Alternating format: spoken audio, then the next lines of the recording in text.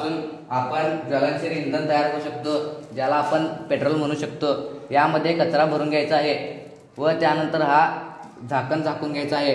त्यानंतर जो आपण प्लॅस्टिकचा कचरा घातलेला आहे तो त्याचे रूपांतर वायूमध्ये होऊन ज्वलनशील वायूमध्ये होऊन तो वायू या पाईपमधून बाहेर येईल व या पाईपमधून या डब्यात गोळा व्हायला चालू होईल।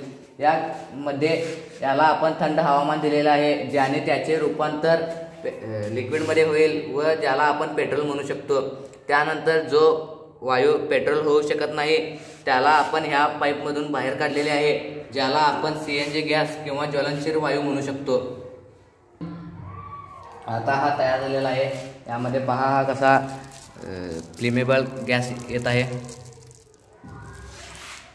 चला तर आपण आता पेट्रोल ट्राय करून बघूया। एक मिनिट,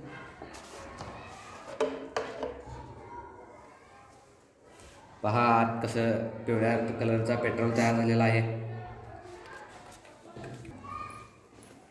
चला तर आपण आता याला जाळून पाहूया। चला तर आता आपण याला जाळून पाहूया।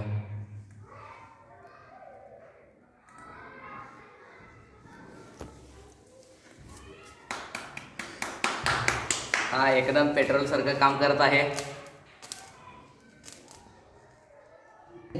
आता आपण हा फ्लेमेबल गॅस जो येत आहे याला जाळून पाहूया।